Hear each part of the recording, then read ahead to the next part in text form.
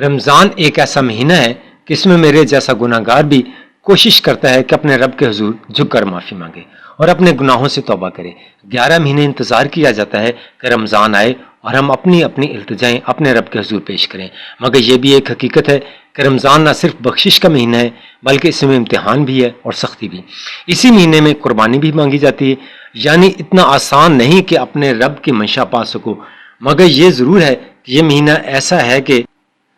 رب اس میں قسم ضرور کھاتا ہے۔ جب اس کا پیارا نبی صلی اللہ علیہ وسلم پریشان ہوتے ہیں تو رب اپنے عرش پر پریشان ہو جاتا ہے کہ میرا محبوب پریشان کیوں ہے؟ تو جب اس کا جواب ملتا ہے کہ باری تعالیٰ تو نے اس سے پہلے بھی صحیفے اتارے اپنے انبیاء پر، مگر بعد میں لوگوں نے اس میں کمی بیشی کر لی، تو اے میرے رب کیا میرے جانے کے بعد بھی لوگ اس میں ترمیم و تحریف کر سلیں گے؟ تو اسے رب نے اپنے محبوب صلی اللہ علیہ وسلم سے کہا کہ قرآن پاک کو لوح قلم پر محفوظ کر لیا گیا ہے، اب اس میں تا قیامت کوئی بھی ترمیم و تحریف نہ کر سکے گا۔ یہ واحد آسمانی صحیفہ ہے جس کی حفاظت کی ذمہ داری خود رب کائنات نے اٹھائی کہ یہ تا قیامت اپنی اصلی حالت میں رہے گا۔ قرآن کا نزول بھی کوئی آسان نہ تھا، اس میں قربانی بھی دینا پڑی، اس کے صفحات پر خون بھی گرا، اس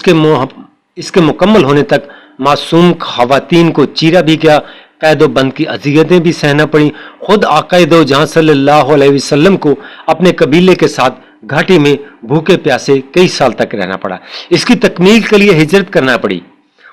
دشمنوں سے بچتے بچاتے مدینہ کی طرف جانا پڑا، اپنے امتیوں کو حبشہ کی طرف ہجرت کرنے کا بھی کہنا پڑا، جو دشمنوں سے بچتے بچاتے پہنچ گئے۔ قرآن کو بچانے کی خاطر دشمنوں سے کئی بار جنگ بھی کرنا پڑی، شہادتیں بھی ہوئیں، کئی خواتین بیوہ ہوئیں، بچے یتیم ہوئے، مگر قرآن کی حفاظت کرتے رہے کیونکہ قرآن عظیم تھا، ہے اور رہے گا۔ اس کے بارے میں روایات ہیں کہ اس کو رمضان کی طاق اور راتوں میں اتارا گیا، لہٰذا اس کو تلاش کرو رمضان کی طاق راتوں میں،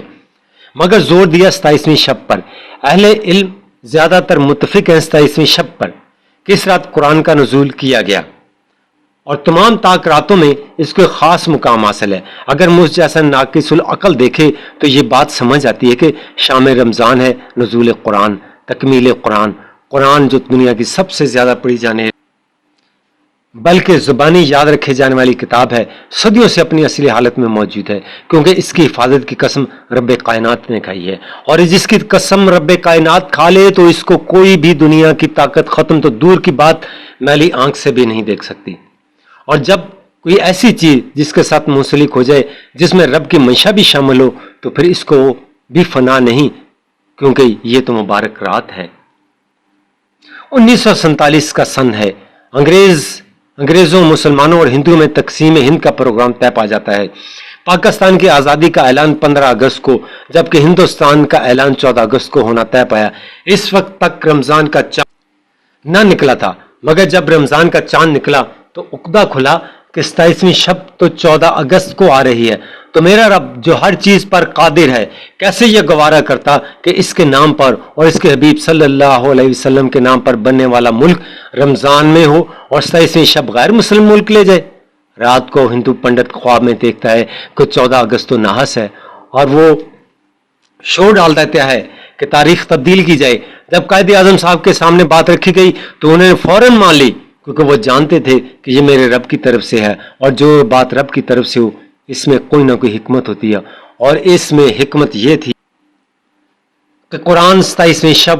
تو پھر پاکستان بھی 27ویں شب کو ہی بننا چاہیے۔ قرآن کی تکمیل سے پہلے اس کے صفحات پر بھی خون کے چھینٹے پڑے تو یہاں بھی خون گرنے والا تھا، قرآن کے نام پر بھی عورتیں بیوہ ہوئیں تو یہاں بھی ہونے والی تھیں، بچے یتیم ہوئے یہاں بھی ہونے والے تھے۔ الغرض وہ تمام قربانیاں یکساں تھیں جو نزول قرآن کے وقت تھیں، تو عظیم رب اس کو بھی وہی عزت و احترام نہ دیتا جو اس کا حق تھا؟ ہاں ضرور دیتا، بلکہ دیا۔ جس طرح قرآن کی حفاظت کی قسم کھائی اس کی بھی قسم کھائی، جس طرح قریش مکہ نے محاصرہ کیا اسی طرح بھارت نے بھی اس کا محاصرہ کیا، بلکہ دنیا کی ہر طاقت نے کیا، مگر یہ زندہ رہا، اس پر پابندیاں لگی مگر یہ زندہ رہا۔ پھر اس کو نے اندر سے لوٹنا کھسوٹنا